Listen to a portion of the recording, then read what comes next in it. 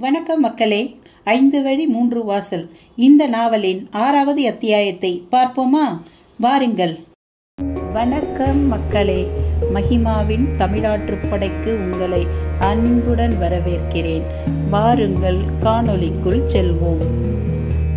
மக்களே, இந்த கதையை ரொம்பவும் சுவாரஸ்யமாக நீங்களாம் கேட்குறீங்கன்னு எனக்கு தெரியுது. எனக்கு ரொம்ப மகிழ்ச்சியாக இருக்குது. அதே மகிழ்ச்சியோட நீங்கள் சப்ஸ்கிரைப் பண்ணிங்கன்னா இன்னும் சந்தோஷப்படுவேன். அதே மாதிரி ஒரு லைக் கொடுங்க, அதுதான் எனக்கு ஃபுல்லாக சப்போர்ட் பண்ணும். ரெண்டாவது, உங்கள் கமெண்ட்டில் தான் எனக்கு அடுத்து நான் எப்படி பேசணும், எப்படி சொல்லணும் அப்படின்றதும் விளங்கும். எனவே நான் சொன்ன இதெல்லாம் கொஞ்சம் தயவுசெய்து செய்திருங்க. வாங்க கதைக்குள்ளே போவோம். அத்தியாயம் 6. அன்று காடகராயன் பிடியில் தான் சிக்கி சீர்குலைய போவதாக படபடத்து விதிர்த்து போய் கிடந்த மீனாட்சி அதிலிருந்து அதிர்ஷ்டவசமாய் மீண்டு இப்போது ராஜேந்திரன் அருகில் மார்க்கச்சை இழந்து மறைந்து நிற்பதை நினைத்தபோது வெட்கத்துக்கும் பலதரப்பட்ட சிந்தனைக்கும் ஆளானாள். வானில் சந்திரன் மேகங்களூடே பயணித்து கொண்டிருந்தான். அவனது குளுமையான ஒளியில் காற்று தோய்ந்து நெகிழ்ந்து கொண்டிருந்தது. அருகாமை மரங்களில் பட்சிகளின் ஜால குரல்கள் மதுரமான வேலையாகத்தான் தோன்றியது. காடகராயன் முருவில் வந்து இன்னல் இத்தனை சீக்கிரம் விலகி ஓர் ஆடவன் எதிரே நிற்கக்கூடாத விதத்தில் காலம் தன்னை நிறுத்தும் என்று அவள் எண்ணிக்கூட பார்க்கவில்லை.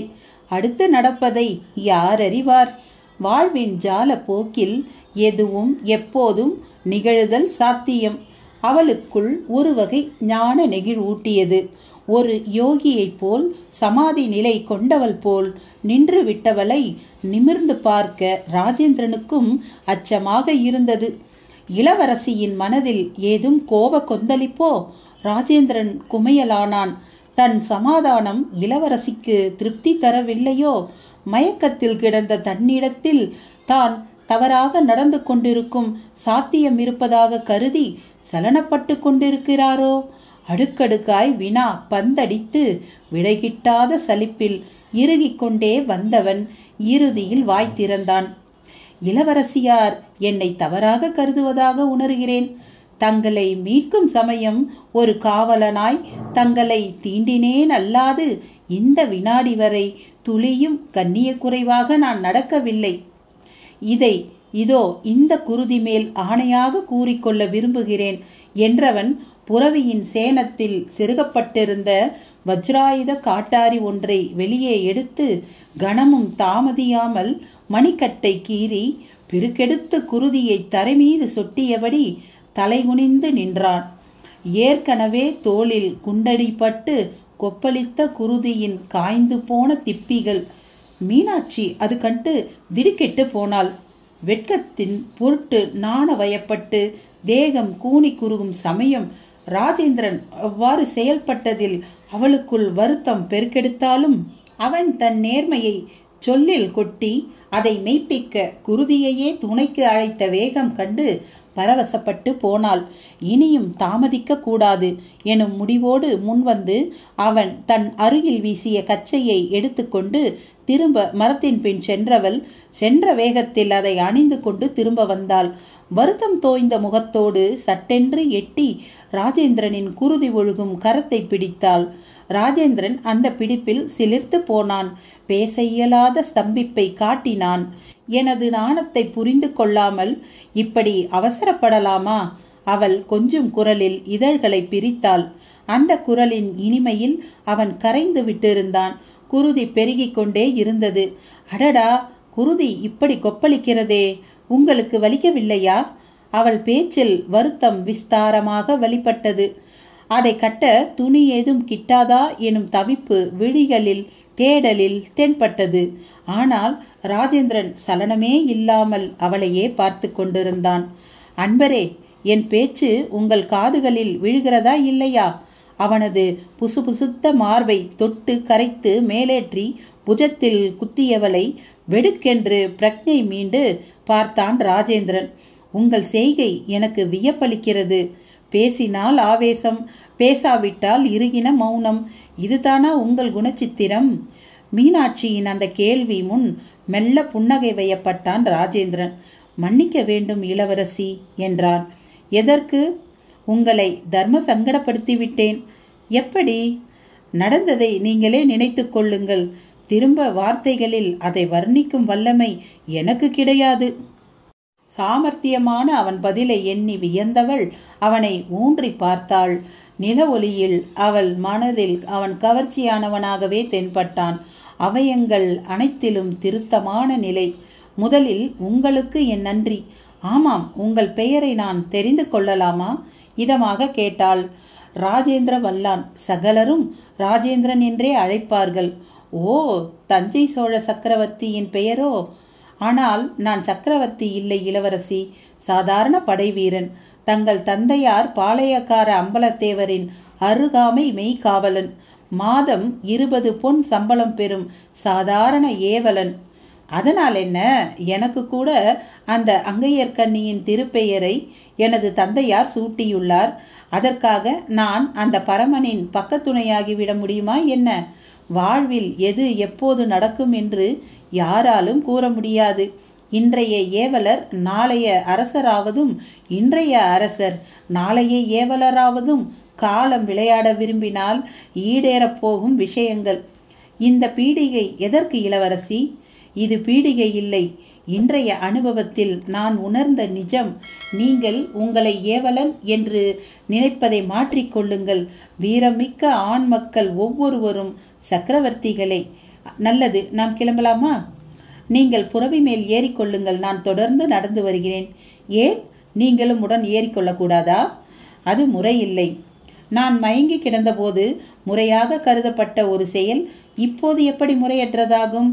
பதில் சொல்ல இயலாத தவிப்பு ராஜேந்திரனிடம் பெருக்கெடுத்த சமயம் தொலைவில் புறவி கூட்டம் அணி திரண்டு வரும் திபு திபு அரவம் காதில் விழுந்தது. ஐயையோ, காடகராயன் கூட்டத்தவர் இனம் கண்டு நெருங்கிவிட்டனரா?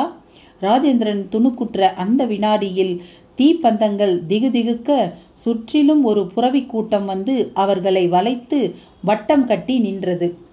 இன்று பார்க்க படுமிடுக்காக தெரிந்த அவன் 25 வயது இளமைக்குள் மிடுக்கும் துடிப்பையும் ஒட்டுமொத்தமாக குத்தகைக்கு எடுத்து விட்டிருக்கும் பாவனை காட்டியபடி அந்த ஜீப்பை விட்டு இறங்கி உள்ளே வந்தான்.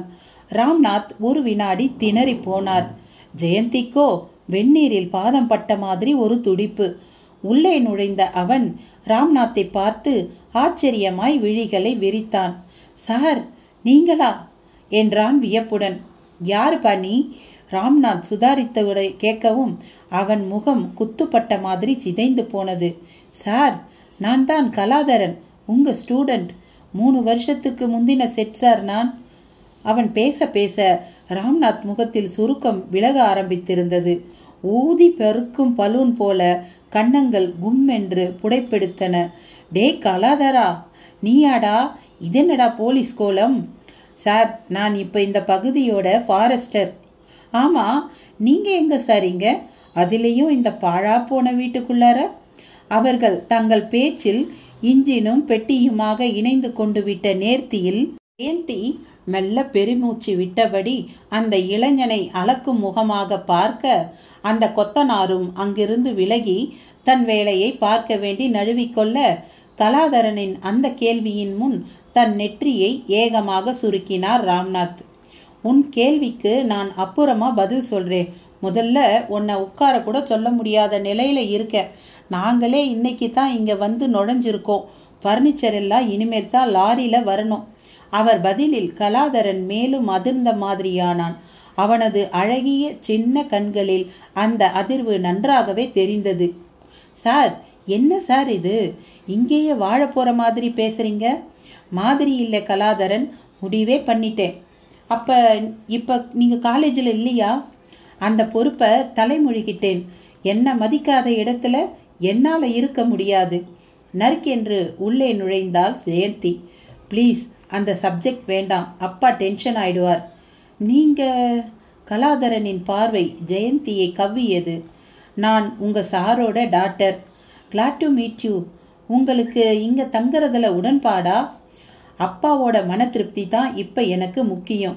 நறுக்கு தெரித்த அந்த பதில் கலாதரனை மிகவும் சலனப்படுத்தியது. ஆமா, நான் இங்கே இருக்கிறது உனக்கு எப்படி தெரியும்? ராம்நாத் இடைவெட்டினார். வழக்கமா ரெய்டு போன இந்த பங்களால எப்பவும் ஒரு திருட்டு கோஷ்டி சீட்டு விளையாடி கொண்டிருக்கும். கள்ளச்சாராயம், விறகு திருட்டுக்கு பேர் போன கோஷ்டிகள் டேரா போடுற இடம் இது. ஆகையினால் எட்டி பார்ப்பேன். ஆனால் அவங்க கூட ராத்திரியானா இடத்த காலி பண்ணிடுவாங்க. இவ்வளவு மோசமான இந்த இடத்துல உங்களை நான் எதிர்பார்க்கவே இல்லை சார். அவன் பதில் ஜெயந்தியை வதக்கியது. முகம் கல்லடிப்பட்ட தேன் கூடு போல் சுணங்கி போனது. அப்படி என்ன சார் இந்த வீட்டில் இருக்கு? தயக்கத்தோடு கேட்டாள். வேண்டாம், நான் உங்களை பயமுறுத்த விரும்பல. நீங்க இப்பதான் வந்திருக்கீங்க. But be careful. நான் அப்புறமா வரேன், விலாவரியா பேசுறேன். இப்ப என்னோட சீஃப் எனக்காக காத்துட்டு இருப்பார். நான் ரிப்போர்ட் சப்மிட் பண்ணணும். வரட்டுமா? வந்த வேகத்தில் திரும்ப கிளம்பினான். ஜீப்பை அம்பாய் செலுத்தினான். ஜெயந்தி அந்த நிலையிலும் அதை ரசித்தாள். ஜீப் மறையவும் மனதில் திரும்பவும் பீதி காலவாசல் புகை போல மண்ட தொடங்கியது. பின்பக்கத்தில் கொத்தனார் கொத்தி கிளறி கொண்டிருந்தான். ராம்நாத் அந்த தாழி அருகே சென்று நின்று கொண்டிருந்தார். அப்பா, அந்த கலாதரன் சொன்னதை கேட்டீங்களா? அதுக்கு என்ன இப்போ? ஒரு எனர்ஜெட்டிக் ஃபாரஸ்டரே பயப்படுற இந்த இடத்துல நாம இருக்கணுமா? உனக்கு பிரியம் இல்லைன்னா நீ மெட்ராஸ் போய்க்கோ. நான் வர்ற மாதிரி இல்லை. இங்க எனக்கு பெரிய வேலை பதில் சொல்லாமல் உங்களுக்கு அந்த வைரப்பெட்டி மேல ஆசை வந்துடுச்சுன்னு நினைக்கிறேன். எஸ், சாதாரண வைஸ் சான்சலர் போஸ்ட்டுக்கு என்னை தகுதி இல்லாம பண்ணினவங்க எதிர நான் விஸ்வரூபம் எடுக்க போறேன். இந்தியன் ஆர்கியாலஜில I want to create great history. எல்லாம் பொய்யா இருந்தா இருக்க சந்தர்ப்பமே இல்லை. இதோ இந்த ஜம்னாலால் சாட்சி, அழியாத அவன் உடம்பு சாட்சி, அவன் கைவசமுள்ள மோதிரம் சாட்சி, அந்த ஓலைகள் சாட்சி. ஜெயந்தி அப்படியே அதை கேட்டு துவண்டு போனாள். அந்த மலைப்பாதை வகிடு எடுத்த மாதிரி நீண்டு கிடக்க இரு பக்கமும் அடர்த்தியாய் மரக்கூட்டம். குப்பியை தலையில் சொருகி கொண்ட தினுசில் முள்கொண்டை ஓணான்கள் வெறித்து வெறித்து பார்க்க, கழுத்தில் காமரா ஊஞ்சலாட வாக்கிங் ஸ்டிக் சகிதம் மேலேறி கொண்டிருந்தார் ராம்நாத். சற்று தள்ளி அடிவார பொட்டல், அதில் ஆடு மாடுகள் மேய்ச்சல். முந்திரி கொட்டை போல் ஒரு சிறிய பாறை மேடு, அதன் மேல் காக்கி அரை டிராயர் உடுப்போடு கைவசம் ஒரு மரக்கிளை கொம்போடு 10 வயது சிறுவன் மல்லாக்க படுத்து காலாட்டி கொண்டிருந்தான். வைகுண்டத்தில் மகாவிஷ்ணு கூட அவ்வளவு சந்தோஷமாக படுத்து கிடப்பதாக சொல்ல முடியாத பாவனை. எதேச்சையாக திரும்பியவன் மலைப்பாதையில் ஏறும் ராம்நாத்தை பார்த்து மூக்கை சிலுப்பிக் கொண்டான். துள்ளி எழுந்து அவரை நோக்கி ஓடினான். யாருங்க அது? கேள்வியை எரிந்தபடி மெல்ல நெருங்கினான். அவர் அவனை வித்தியாசமாக பார்த்தார். யார் தம்பி நீ? மாடு மேய்க்கிற பையனா? கேட்டார். ஆமா, நீங்க எங்க இந்த பக்கம் போறீங்க? போகாதீங்க. ஏன்பா? இந்த பக்கம் மேலே போற யாரும் உசுரோட திரும்ப மாட்டாங்க. அத்தியாயம் 7. அன்று சுற்றி வளைத்து நிற்கும் அந்த புரவி கூட்டத்தின் மத்தியில் பாளையக்காரர் அம்பலத்தேவர். அவருக்கு அருகில் தளபதி வஜ்ரநாராயணன் மார்பில் உலோக பதாகை எல்லாம் தரித்து ஒரு பெரும் யுத்தத்துக்கு கிளம்பி வந்தவன் போல் தெரிந்தான். அவர்களை பார்த்த ராஜேந்திரன் கனத்தில் புன்னகை பூர்வமானான். அப்பா! மீனாட்சி உற்சாகமாக கூவியபடி அவரை நோக்கி சென்றாள். மகளே, எப்படியம்மா இருக்கிறாய்? உன்னை மீட்கத்தான் வந்து கொண்டிருக்கிறோம். உனக்கு ஒன்றும் ஆகிவிடவில்லையே? குரலில் சந்தோஷ பரவசங்களை கொட்டி தெளித்தார் அம்பலத்தேவர். சூழ்ந்திருக்கும் வீரர்களின் முகங்களில் கூட பரவச தெளிவு. தீப்பந்த திகுதிகுப்பில் அது பொன்னிறமாய் தெரிய மீனாட்சி வெட்கத்துடன் ராஜேந்திரனை பார்த்தபடியே பேசினாள். அப்பா, இவரால் தான் நான் தப்பினேன். இவர் மட்டும் வரவில்லை என்றால். சிறிய இடைவெளி விட்டு தந்தையை பார்க்கவும் ராஜேந்திரனை உடனேயே பார்த்தான் வஜ்ரநாராயணன். புதிதாக சேர்ந்த வீரன் தானே நீ? சற்றென்று திடமான குரலில் கேட்டான். ஆமாம் தளபதி அவர்களே. அதென்ன கையில் குருதி கொப்பளிப்பு, தோளில் கூட காயம்? அம்பலத்தேவர் சற்று பதட்டமான குரலில் கேட்கவும் மீனாட்சி வேகமாக அதற்கு பதில் தந்தாள். எல்லாம் அந்த காடகராயனால் வந்த வினை. இவர் தன்னுயிரை பார்க்காமல் அவனோடு மோதியதில் ஏற்பட்ட விளைவு என்றாள். இப்போது எங்கே அந்த கல்வன்? அவனை பற்றி இப்போது எதற்கு பேசிக்கொண்டு? நாம் கிளம்பலாமா அப்பா? குழைந்தாள் மீனாட்சி. தேவர் பிரானே, நீங்கள் இளவரசியாருடன் செல்லுங்கள். நான் அந்த காடகராயன் சிரத்தை கொய்யாமல் வரமாட்டேன் என்று திடுமென்று பொய்க்கோபம் காட்டினான் வஜ்ரநாராயணன். அவனை பற்றி இனி யாரும் கவலை கொள்ள வேண்டாம். ஒரு கண்ணை இழந்த நிலையில் அவன் இப்போது துடித்து கொண்டிருப்பான். இனி நமது பாளையத்தின் பக்கமே தலை வைத்து கூட படுக்க மாட்டான் என்று இடையில் நுழைந்து பதில் சொன்ன ராஜேந்திரனை அம்பலத்தேவர் அதிசயமாக பார்த்தார். அதற்குள் அவர் பார்வையாலேயே கட்டளையிட அதை புரிந்து கொண்ட ஒரு வீரன் ராஜேந்திரன் காயத்துக்கு கட்டுப்போட தொடங்கியிருந்தான். நீ என்ன சொல்கிறாய் ராஜேந்திரா? ஆம் தேவர் பிரானே, என் கட்டாரி அவன் விழியை கெல்லி எடுத்துவிட்டது. நான் மார்புக்குத்தான் குறி வைத்தேன். துள்ளி குதித்து தப்பிக்க பார்த்து கண்ணுக்கு அந்த கட்டாரியை வாங்கி கொண்டு விட்டான் அந்த கல்வன். சரி சரி, நீ சில நாட்களுக்கு அரண்மனை பணிக்கு வர வேண்டிய அவசியமில்லை. நல்ல ஓய்வில் இருந்து கொள் என்று தேவர் அவனை சற்று சோகமாக பார்த்தார். தேவர் பிரான் ஏதோ கூற விரும்புவதாக தெரிகிறதே. குறிப்பறிந்து ராஜேந்திரனும் கேட்டான். ஆம் ராஜேந்திரா, உன் மாமா காவேரியப்பன் இறந்து விட்டார். பண்பொழியூர் பாளையத்தின் விசுவாசமான ஊழியர் சண்டாளன் காடகராயனின் துப்பாக்கி குண்டுக்கு இரையாகிவிட்டார். பல வீரர்களையும் பலி கொடுத்து விட்டேன். என்னது, மாமா இறந்து விட்டாரா? திடுக்கிட்டு போனான் ராஜேந்திரன். மீனாட்சிக்கு கூட அந்த பதில் துக்கத்தை தந்தது. தனது கோச்சு ஓட்டிக்கு இப்படி ஒரு முடிவா?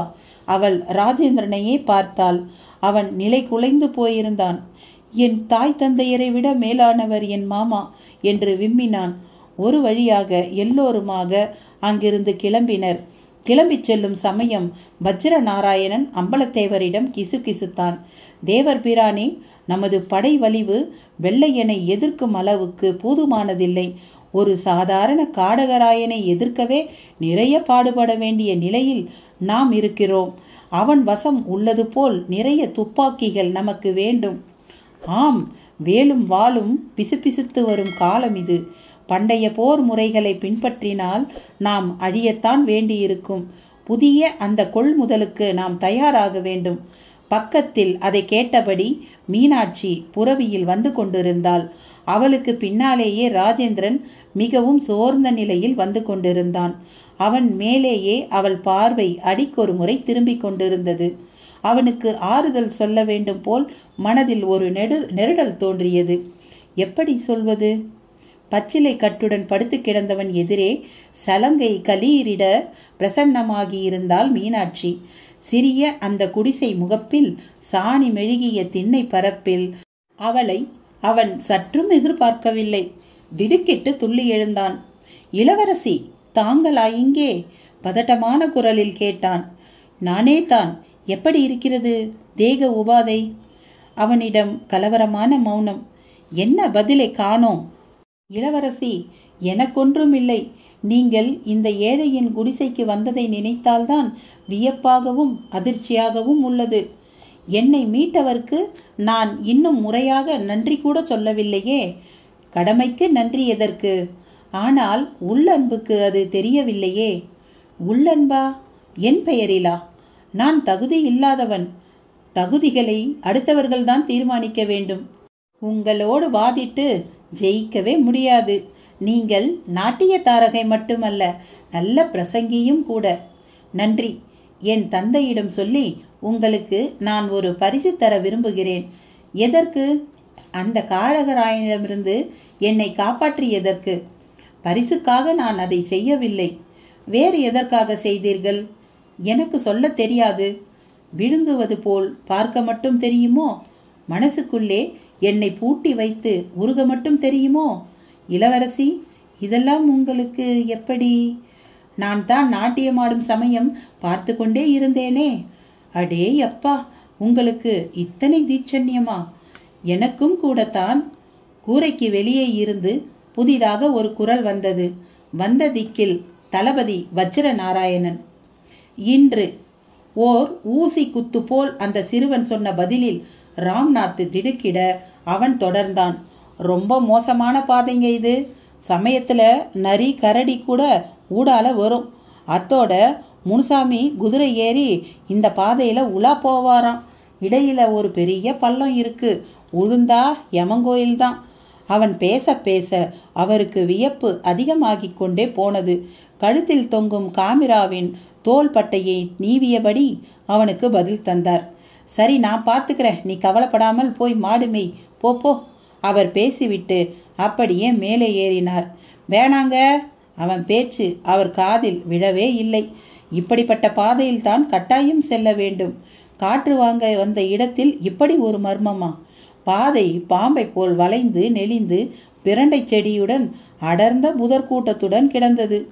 தலைக்கு மேலே அருகாமை மரங்களின் வளைசல் நெளிசலான கிளைகள், அது தரை உருட்டும் நிழலில் மலை அணில்களின் சடுகுடு. கடிகாரம் மணி 4 என்றது. சூரியன் சோர்ந்து மேற்கில் தூங்க போய்க் கொண்டிருந்தான். இடவலமாய் எல்லையில்லாத மலையின் விஸ்தரிப்பு.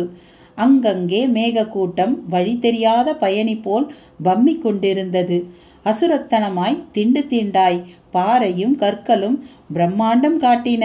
அதில் சில குரங்குகளின் பாண்டி விளையாட்டு வேறு. ஒரு கட்டத்தில் பாதை சுருங்கி போய் இருந்தது.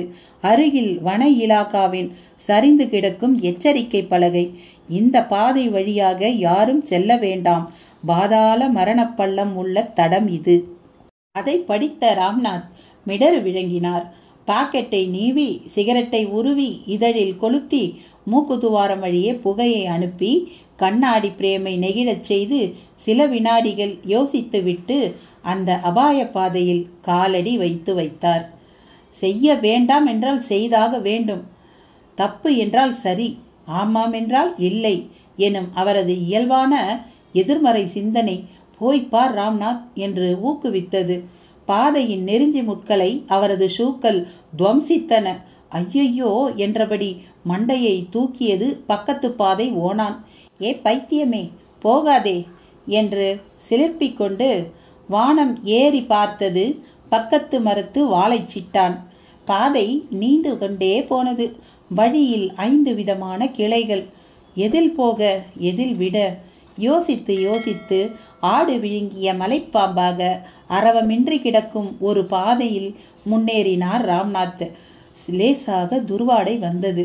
பார்வையை விரட்டிய போது ஒரு புதருக்குள் ஒரு விலங்கின் நைந்த சடலம்.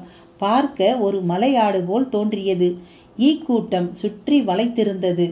பயத்துக்கு பதிலாக இரக்கம் நெஞ்சில் இறங்கியது. பெருமூச்சில் அது தெரிந்தது. தொடர்ந்து நடை. ஒரு கட்டத்தில் அது முடிந்து போக பாதையின் அந்த முடிவில் பெரும் சரிவு. சரிவுக்கு கீழே என்ன இருக்கிறதென்றே தெரிந்து கொள்ள முடியாதபடி பள்ளம்.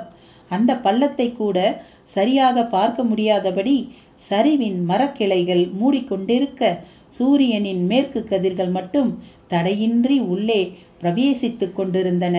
பக்கத்து பாதை மேல் கையை ஊன்றியபடி அந்த பள்ளத்தை வெறித்த ராம்நாத் சிந்தனை பயத்தோடு பாறை மேல் விரல்களை தாளமிட விரல்களை ஏதோ ஒன்று நெருடியது. எதேச்சையாக பாறையை ஊன்றி பார்த்தால் ஒரு லிங்க குறி. வேலை மெனக்கெட்டு இந்த பாறையில் அதை செதுக்கிய மனிதன் யார்? எதற்கு இந்த குறி? யோசனையுடன் இருந்தவர் திடீரென்று ஒரு காட்டு மாட்டின் பிரவேசத்தால் திடுக்கிட்டு போனார். அது அவரை ஒரு மரத்தின் பின்னால் இருந்து வெறித்து பார்க்க, ஐயையோ! ராம்நாத் மனதில் அலறியபடி கண்களை அகட்டி விரித்து வீதியை கிலோ கணக்கில் காட்டிக்கொண்டு அப்படியே காலை பின்னால் வைக்க சரிவின் சரளை கற்கள் ஹலோ சொல்லி அவரை பிடித்து இழுக்க வினாடியில் அவர் தேகம் அந்த சரிவில் திபு திபு திபு திபு ஊடாடிய செடி கொடி கிளைகளில் சடசட சடசட. சட்டை பேண்டை எல்லாம் முச்செடிகள் கிழித்து குதற ஒரு வழியாக பந்தை போல் எந்த தடையுமின்றி விழத் தொடங்கியவர் தொபேர் என்று ஒரு நீர்த்தேக்கம் போன்ற பரப்பில் விழ காமிரா மட்டும் பதவிசாக நழுவி எச்சரிக்கையாக ஒரு பிரண்டை செடி கூட்டத்தில் மாட்டிக்கொண்டு தொங்கத் தொடங்கியது. தண்ணீரில் மூழ்கியவர் ஜில் என்ற அந்த நீரின் சிலிர்ப்பு தாளாது தனக்கு தெரிந்த நீச்சலால் மேலே வர மாலை நேரத்து மஞ்சள் வெயிலின் ஊடுருவில் குகை போன்ற அந்த பள்ளம் அவர் பார்வையில் பிரமிப்பாய் விரிந்தது. மலைக்குடைவில் குற்றாலத்துக்கு போகும் அருவிப்பாதை ஒன்று இப்படி ஊடே நுழைந்து செல்வது போல் உடனே தெரிந்து போனது. பாசி படிந்த பாறையை பிடித்து சிரமப்பட்டு மேலேறியவர் முதல் காரியமாக காமிராவைத்தான் தேடினார். பதிலுக்கு ஒரு எலும்பு மலைதான் தென்பட்டது. இவரைப் போல் சரியாக நீர்ப்பரப்பில் விழாமல் பாறை மேல் விழுந்து செத்துப்போன ஆடு மாடுகளின் எலும்பு கூடுகள். ஊடே பல மனித மண்டை ஓடுகளும் ஹிஹிஹி என்றன. அண்ணாந்த போது வானமே தெரியவில்லை. செடி கொடிகள் மரித்து கொண்டிருக்க சூரிய கதிர்கள் மட்டும் எப்படியோ ஊடுருவி இருந்தன. ராம்நாத்துக்கு பயம் நெஞ்சில் தன் முதல் ஊசியை குத்தியது. கிரச் கிரச் என்ற வினோத சப்தத்தோடு ஒரு முரத்தை போன்ற இரண்டொரு வௌவால்கள் வேறு இடையில் பறந்து இருண்ட மேற்பரப்பில் எப்படியோ காணாமல் போயின. ஆங்காங்கே லேசான மாலை சூரிய கதிர்களின் சிதறல், அதிலும் கூட ஒளி தேய்வு. டே ராம்நாத், எச்சரிக்கையை பொருட்படுத்தாம இப்படியா வந்து மாட்டுவ? அவர் மனதே அவரை கேள்வி கேட்க சுற்றி சுற்றி பார்த்தார். நல்ல வேளையாக காமிரா பிரண்டை செடி கூட்டத்தில் தென்பட எட்டி பிடித்து கைவசப்படுத்தி கொண்டார். கால்களை பாறைகள் நிரடி விட்டன. ஷூவில் ஒன்று கழன்று காணாமல் போயிருந்தது. இன்னொன்று துணையை இழந்த துக்கத்தில் கிடக்க அதையும் கழற்றி எரிந்துவிட்டு திரும்பவும் சுற்றி பார்த்தார். காதில் அருவி நீரில் சலசல சத்தம், அவ்வப்பொழுது மிரட்டும் வௌவாலின் கக்கரச் விச் விச் என்ற சத்தம். ஊடே மேற்கில் சரியும் சூரியனின் புதிய கதிர்வீச்சு ஒன்றின் 30 டிகிரி கோண பாய்ச்சலில் பாறை மேல் அமர்ந்திருந்த நிலையில் துளியும் சிதையாத மனித எலும்புக்கூடு ஒன்று. அத்தியாயம் 8. அன்று சற்றும் எதிர்பாராத விதமாக தளபதி வஜ்ர நாராயணனை அங்கு பார்த்த அதிர்ச்சியில் மீனாட்சியின் நயனங்கள் படபடத்தன. ராஜேந்திரனும் ஒரு நடுக்கல்லை போல் ஆகிவிட்டான். பல வினாடி பொழுது ஒரு வகை இறுக்கத்துடன் கழிய வஜ்ர நாராயணன் இடையாபரண சலங்கை கச்சு அவன் அசைந்ததன் நிமித்தம் போதும் மௌனம் என்பது போல் லேசாக சினுங்கியது. இளவரசியாரின் செயலில் சற்றும் ஏற்றமில்லையே என்று மெல்ல வாய் திறக்க தொடங்கினான். மீனாட்சியும் படபடப்பு நீங்கி ஒரு வகை உறுதிக்குள் நிலைப்பட தொடங்கியிருந்தாள். எப்படி? அவனை நோக்கி எதிர்கேள்வி கேட்டாள் மீனாட்சி. இப்படி ஒரு சாதாரண வீரனை காண தன்னந்தனியாக வருவது எந்த வகையில் சேர்த்தி? அதை பின்தொடர்ந்து வந்து கண்காணிப்பது மட்டும் எந்த வகையில் சேர்த்தி? அழகாக அவனை மடக்கினாள். நான் இந்த பாளையத்தின் தளபதி. சந்தேகப்படும் சகலத்தையும் கண்காணிக்கவும் அரசன் மகளை பாதுகாக்கவும் எனக்கு கடமை உண்டு. உங்கள் பாதுகாப்பின் லட்சணத்தைத்தான் அனுபவித்தேனே. தயவு செய்து என் சொந்த விஷயத்தில் தலையிடாமல் இருக்கிறீர்களா? எது உங்கள் சொந்த விஷயம்? இவரை நான் சந்திக்க வந்தது, பேச விரும்புவது எல்லாம் தான். இவனை அரண்மனைக்கு அழைத்து அதை செய்தால் என்ன? உதவியவர்களை தேடிச் சென்று நன்றி பாராட்டுவதே தமிழர் பண்பு என்று எனது தமிழாசான் சொல்லிக் கொடுத்ததை நான் மறக்கவில்லை. கலசம் கோபுரத்தை விட்டு கீழே இறங்கக்கூடாது என்றும் சொல்லியிருப்பாரே. அதை சில கலையங்கள் விளக்க தேவையில்லை. இருவரினூடே வாக்குவாதம் நீண்டு கொண்டே செல்ல ராஜேந்திரனுக்குள் பயக்குமிழ்கள் குவிந்து வெடிக்கத் தொடங்கின. அவர்கள் விவாதத்தினுள் தலை நீட்டவும் தயக்கமாக இருந்தது.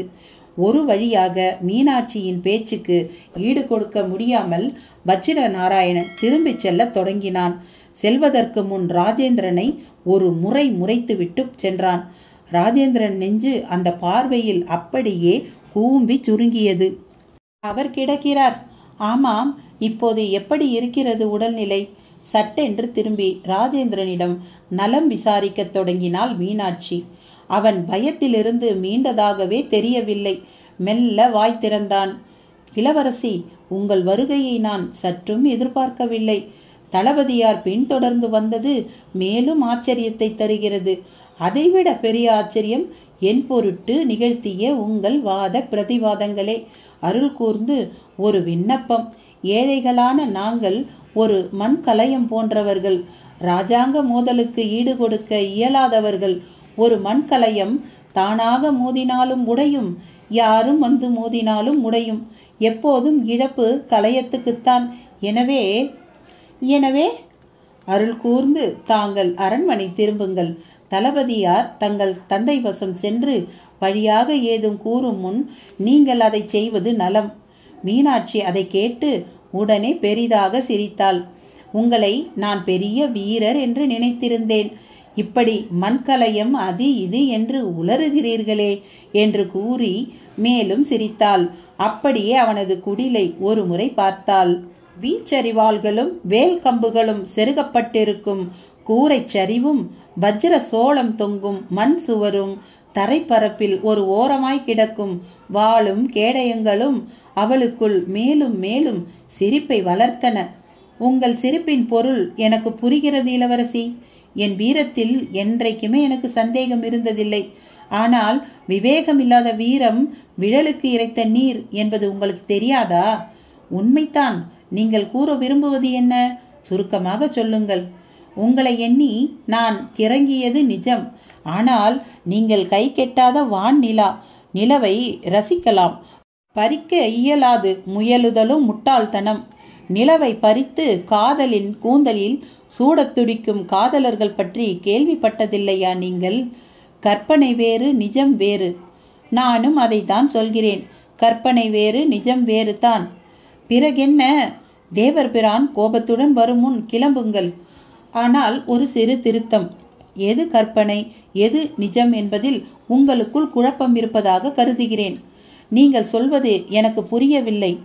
நான் நிலவல்ல, சாதாரண பெண். குறிப்பாக கற்பை உயிராக எண்ணும் பாண்டிய நாட்டின் தமிழ் பெண்.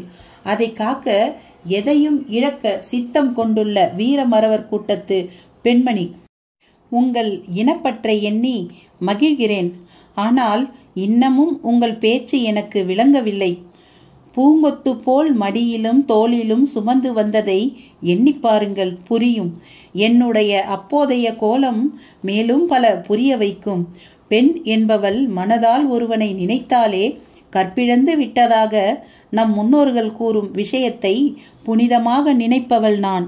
இந்த நிலையில் என் பொருட்டு உயிரை துச்சமாக கருதி தொட்டு தூக்கி வந்த உங்களை ஒரு சாதாரண வீரனாக மட்டும் கருதும் சராசரி இளவரசியாக நான் இருக்க விரும்பவில்லை. சாதாரண வீரனை இளவரசனாக்கி பார்க்கும் ஆக்கமுள்ளவளாக மாற விரும்புகிறேன். இளவரசி, மீனாட்சி என்று விளியுங்கள். நீங்கள் தவிர்க்க நினைத்தாலும் நான் உங்கள் மனைவிக்கு ஒப்பானவள். அவன் உதட்டில் எப்படியோ அந்த பெயர் வந்துவிட்டது. மீனாட்சி. அவள் அதை கேட்டு நெகிழ்ந்தாள்.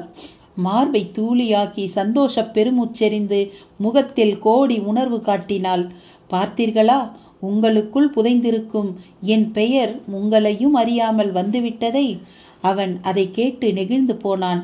உண்மைதான் மீனாட்சி, நீ என்னை கவர்ந்தது இன்று நேற்றல்ல, பல ஆண்டுகளாகவே. உன்னை நித்தம் காணத்தான் அரண்மனை ஊழியனானேன். வயற்காட்டில் கலப்பையை பிடிக்க வேண்டிய கரங்கள் வேல் பிடிக்க காரணம் உன் வேல்விழியில் நான் பிடிபடத்தானோ என்றான். இருக்கலாம், தெய்வ சித்தம் எப்படியும் செல்லட்டும். ஆனால் இப்போது தேவர் பிரான் சித்தம் எப்படி செல்லும் என்று என்னால் கணிக்க முடியவில்லையே. நிச்சயம் அது கோபப்பாதையைத்தான் செல்லும். அதிலும் அந்த வஜ்ர நாராயணன் மகா கர்வி. அவன் கதைப்புகளில் என் தந்தை கர்ண கடூரம் ஆகும் முன் நான் அரண்மனை திரும்புகிறேன். கேட்டால் நன்றி காட்டச் சென்றேன் என்று சாதாரணமாக சமாளித்து விடுவேன். நம் விஷயத்தை ஒரு பக்குவமான கட்டத்தில் சொல்லி சாதிப்பேன். வரட்டுமா? மீனாட்சி கிளம்ப ஆயத்தமானாள். குடிலுக்கு வெளியே அடர்ந்த மர நிழலில் இளைப்பாறிக் கொண்டிருந்த அவளது புரவி அவள் வருவதைக் கண்டு தான் தயாராகி விட்டது போல் அவள் எதிரே வந்து நின்றது. லாவகமாக ஏறி அமர்ந்தாள். ராஜேந்திரன் அது கண்டு அதிசயப்பட அவன் கரத்தில் தன் உதட்டை குவித்தாள். ஜீவ சுகத்துக்கு பொருள் உடனேயே அவனுக்கு புரிந்து போனது. மெய் மறந்தான். புரவி பாயத் தொடங்கி விட்டிருந்தது. அதே சமயம் இன்னொரு புரவி கேரளத்தின் மலைப்பயணம் நீக்கி செங்கோட்டை எல்லையை தீண்டி இருந்தது. புரவியின் மேல் திருவிதாங்கூர் சமஸ்தானத்தின் ஏவலால் ஒருவன் மலையாள தேசத்தைச் சேர்ந்தவன் என்பதற்கு தோதாக களபச்சந்தனம் தரித்து கண்ணுக்கு லேசாக மையும் பூசியிருந்தான். மலைநாட்டு வாரியார் குடும்பங்களைச் சேர்ந்தவன் என்பது போல் தோற்றம். புரவியின் சேனக்கட்டில் சில மருந்து புட்டிகளும் தென்பட்டன. ஊடே குறிப்பாக அந்த ஓலை பிரதானமாக தெரிந்தது. இன்று அமர்ந்திருக்கும் நிலையில் அந்த மனித எலும்புகூட்டை பார்த்த மாத்திரத்தில் ராம்நாத்தின் மூச்சில் உஷ்ணம் பரவியது. மெல்ல நெருங்கி உற்று பார்த்தபோது அந்த எலும்புக்கூடு அமர்ந்திருந்த பாறை மேல் கட்டாரி ஒன்று கிடந்தது. இற்று துருவேறிய அந்த கட்டாரியின் மரக்கைப்பிடி மட்டும் துளியும் பழுதில்லாமல் அப்படியே இருந்தது. ராம்நாத் சற்றே பயத்தோடு உற்று உற்று பார்த்தார். சலசலசல நீரோட்டத்தின் லயமான சத்தம் மட்டும் காதில் விழ மேற்கு சூரியன் அடிவானத்தில் முற்றிலுமாக புதைந்து போய் கதிர்கரங்களை உள்ளிழுத்து கொண்டு விட்டிருந்தான். அந்த குகைப்பரப்பில் இப்போது கருப்பு வர்ணம் அடித்த மாதிரி இருட்டின் ஆக்கிரமிப்பு. ராம்நாத் புத்திசாலித்தனமாக தன் கேமராவை இயக்க ஆரம்பித்தார். பிளாஷில் பிடிப்பட்டது அந்த எலும்புக்கூடு. பிளாஷ் வெளிச்சம் எட்டிய தொலைவு பாய அந்த சத்தத்தால் தாக்கப்பட்ட மாதிரி சில வண்டுகள் ரீங்காரமிட்டபடி வட்டமடிக்க தொடங்கின. அது மட்டுமல்ல, பிளாஷ் வெளிச்சம் குகையின் உட்பரப்பில் ஒரு சமதளம் இருப்பதையும் காட்டியது. மிக மெதுவாக அங்கே போய் குனிந்து பார்த்தபோது ஒன்றும் பிடிபடவில்லை. பிளாஷை இயக்கிய போது கேமரா சுருளில் வந்து ஒட்டி கொண்டது அந்த நொறுங்கி போன எலும்புக்கூடு. ராம்நாத் முகம் வெளிர ஆரம்பித்து விட்டிருந்தது. என்னை போல் இங்கே வந்து விழுந்து மீள முடியாமல் இறந்து போனவர்களா இவர்கள்? கேள்வியில் ஊஞ்சல் கட்டி கிழக்கு மேற்காய் ஆட்டிவிட்டு சுற்றி சுற்றி பார்த்தார். இருட்டு. சோர்வு இதயத்தை பிசைந்தது. இனி என்ன செய்வது? கேள்வி விஸ்வரூபம் எடுத்தது. ஏய்! முடிந்த மட்டும் தொண்டை கிழிய கத்தினார். சத்தம் உள்ளேயே சுற்றி சுற்றி வந்து எதிரொலித்தது. Hey hey hey! மென்மையாக தேய்ந்தும் முடிந்தது. அந்த சத்தத்துக்கு வௌவால்கள் தங்கள் எதிர்ப்பை காட்டுவது போல அந்த குகை முழுக்க குறுக்கு நெடுக்காக பறந்து ராம்நாத்தின் முகத்தில் தங்கள் ஸ்கைடர் போன்ற சிறகை உரசி எடுத்தன. சென்னையிலிருந்து எடுத்து வரப்பட்ட பர்னிச்சர்களில் அந்த பெரிய சோஃபாவும் ஒன்று. அதில் உட்கார்ந்தபடியே இரவு தூங்கி போயிருந்தாள் ஜெயந்தி. காலை சூரியனின் நீண்ட கை ஒன்று சாளர கண்ணாடியை குடைந்து நீண்டு ஜெயந்தியின் கன்னத்தில் பட்டபோது அவளுக்கு தூக்கி வாரி போட்டது. விழித்தவள் கடிகாரத்தை பார்த்தாள். காலை மணி 6:45. இரவு தனக்கு துணையாகி தங்கிவிட்ட மாரிமுத்துவை பார்த்தாள். வாசல் நிலைக்காலை தலையணையாய் கருதி குரட்டையில் ரயில் விட்டு கொண்டிருந்தான். மனசில் மறுகளோடு சுற்றி பார்த்தால் சட்டையும் அதே நிலை. மாரிமுத்துவை எழுப்பினான். அவன் வாதில் ஆச்சரியமாய் எழுந்து கண்களை கசக்கினான். மிச்ச கொட்டாவியை விட்டபடி, இன்னும் அப்பா வரலையாமா என்று கேட்டான். ஜெயந்தி அந்த கேள்வி முன் ஒடிந்தே போனாள். வரல மாரிமுத்து என்று வாசல் பக்கம் நடந்தாள். மனசுக்குள்ளே அப்பா அப்பா என்ற குழந்தைத்தனமான கேவல். அப்போது பார்த்து உற்சாகமாய் ஜெயந்தி என்கிற அழைப்பு. எதிரே கலாதரன். கலாதரன் நட்போடு தன்னை பெயர் சொல்லி அழைத்ததில் துளி சந்தோஷமும் ஆச்சரியமும் ஜெயந்திக்குள் நெலிசல் எடுக்க அவனை பார்த்து சோர்வோடு ஹலோ சொன்னாள். ஹோம்லியாக இறுக்கமின்றி அணிந்திருந்த பிளவுஸும் புடவை மாறாப்பும் பொற்காசு மூட்டை போல் தென்பட, கழுத்தில் அழகான ஒரு பட்டுப்பூச்சி லாக்கெட் சினுங்கிக் கொண்டிருந்தது. நோ, இது ரசிக்கும் நேரமில்லை. கலாதரனின் மனம் சுதாரித்து நிமிர்ந்தது. என்ன குரல்ல சொரத்தே இல்லை? இது அவன். அப்பாவை காணோம் மிஸ்டர் கலாதரன். சட்டென்று ஜெயந்தி விஷயத்துக்கு வந்தாள். எங்கே போனார் என்று கேட்டான். சொல்லிவிட்டு போகலீங்க, எங்கன்னே தெரியல. தனியா இருக்காங்களேன்னு இவங்களுக்கு துணையா தங்கிட்டேன் என்றான் மாரிமுத்து. அப்போ நேத்துல இருந்தா காணோம்? ஆமாம் கலாதரன், நேத்து மத்தியானம் கிளம்பி போனவர், இன்னும் காணோம். ஜெயந்தி சொல்லும்போதே 2 சொட்டு கண்ணீர் கண்ணக்கதுப்பில் உருண்டது. கலாதரனுக்கு என்னவோ போலாகிவிட்டது. அவன் வந்திருந்த ஜீப் தொலைவில் தென்பட்டது. பானட்டின் மேல் சில குரங்குகளின் குதியாட்டம் வேறு. சரி, நீ என் கூட வர்றியாப்பா? எந்த பக்கம் போனாரோ அந்த பக்கம் போய் பார்க்கலாம். மாரிமுத்துவின் பக்கம் திரும்பி கேட்டான். நானும் வரேன் கலாதரன். ஜெயந்தி துள்ளிக்கொண்டு முன்னால் வந்தாள். வேண்டாம், இந்த மலைப்பகுதி ரொம்பவும் கரடு முரடானது. அது ரொம்ப ஆபத்தானது. நோ, நான் வருவேன். என் மனசு படுற பாடு உங்களுக்கு தெரியாது. அவள் விடுவதாக இல்லை. பின்னர் ஒரு வழியாக அவளும் அவனும் மட்டுமே கிளம்பினார்கள். மாரிமுத்து வீட்டுக்கு காவலாக உட்கார்ந்து கொண்டான். அன்று மலைக்காற்றின் கொழுமையை உற்சாகமாக அனுபவிக்கும் பாவனையை முகத்தில் காட்டி சுற்றிலும் பார்வையை செலுத்தினான் அந்த ஏவலாளி. பசுமை ராஜ்யம் அவனை பசேல் என்று பார்த்தது. அரக்கன் போல் தெரியும் திரிகூட மலை, அப்பால் விரியும் பொதிகை எல்லாம் அவனது இணக்கம் மிக்க நாடான கேரளத்துக்கு நாங்களும் சளைத்தவர்கள் அல்ல என்று காட்டின.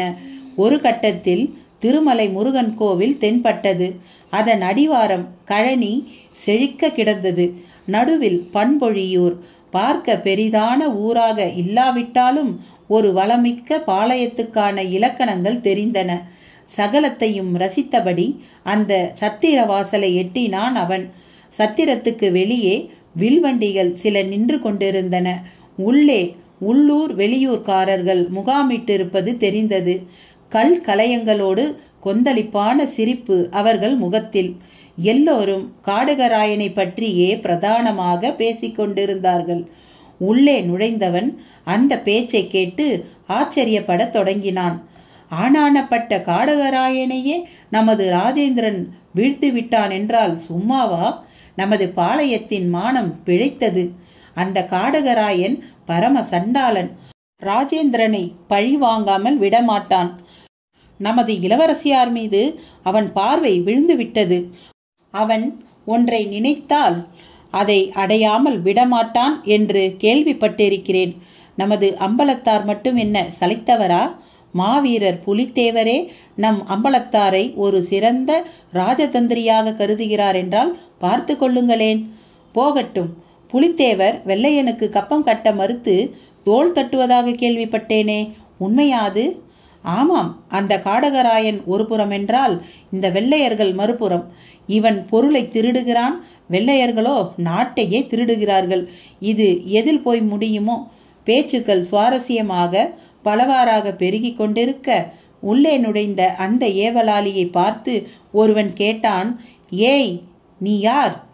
ஞான் ஒரு வைத்தியன், பேர் கோபாலன், திருவிதாங்கூர் சமஸ்தானாதிபதி வைத்தியனாக்கும். உனக்கு வைத்தியம் நன்கு தெரியும் என்றால் இந்த வெட்டுக்காயத்துக்கு என்ன மருந்து?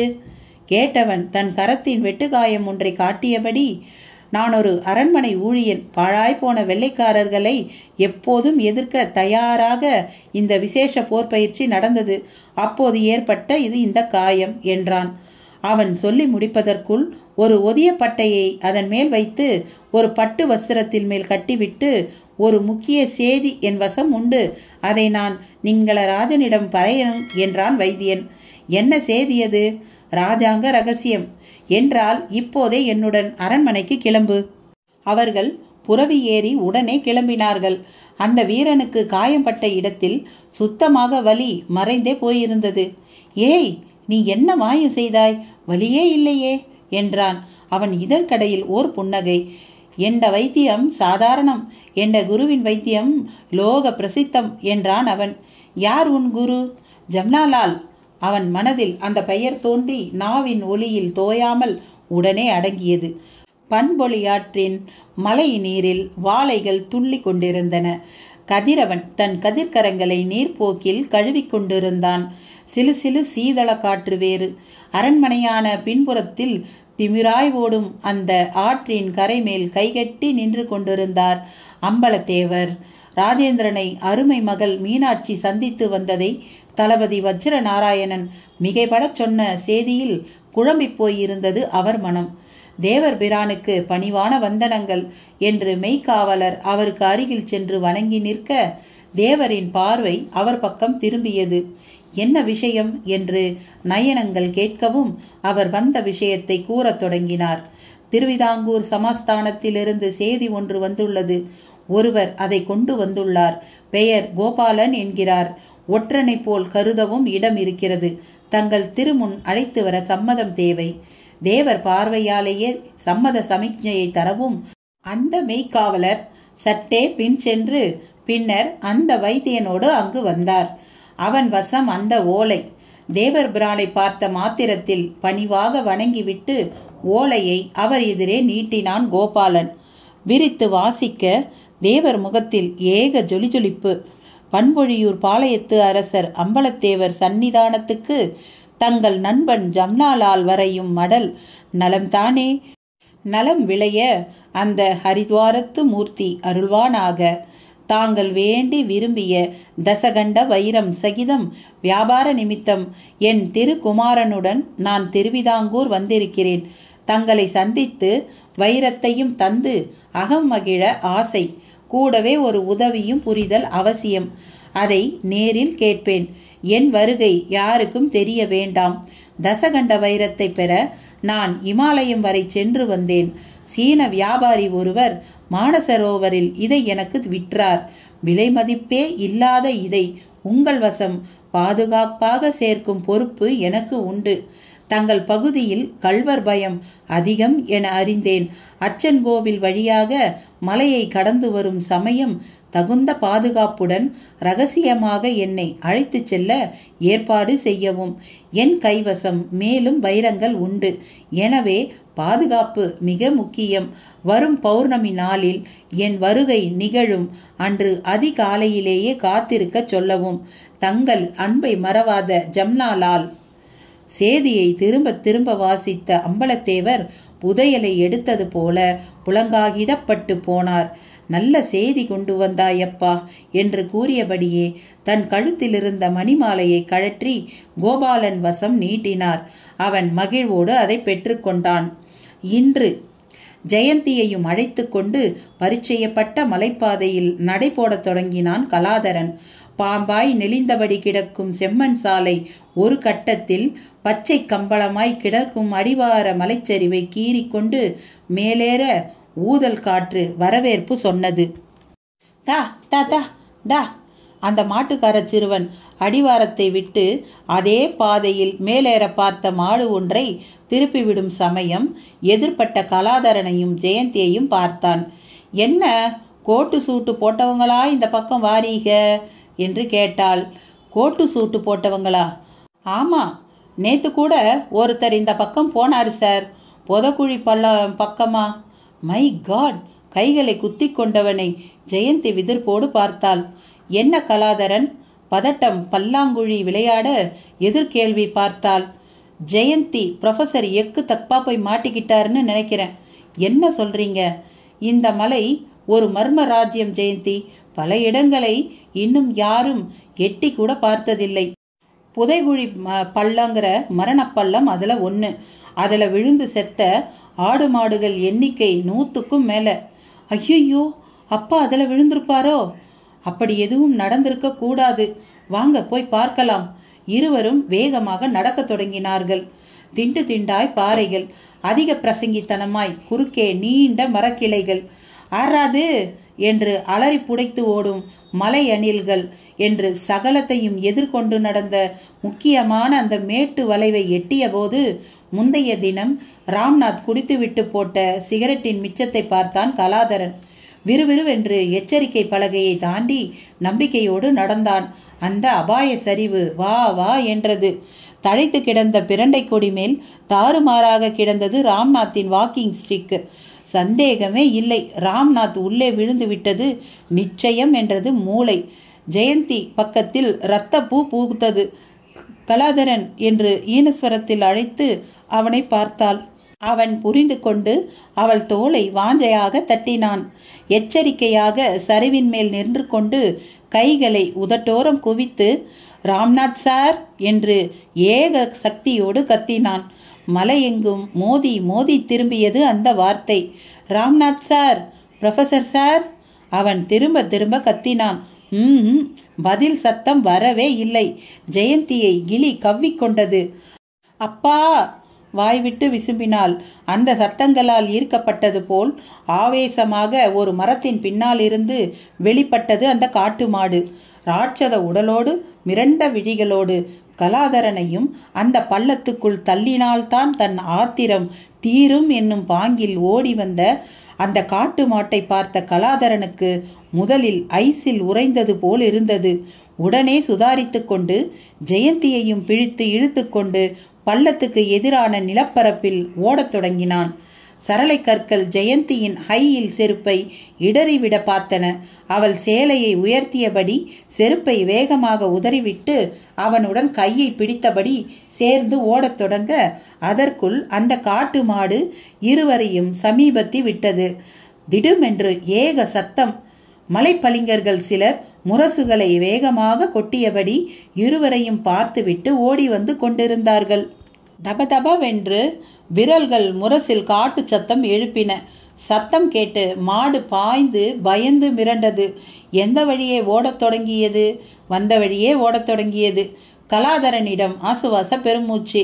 ஜெயந்தி தன் மார்பை தூளியாக்கி இருந்தாள்.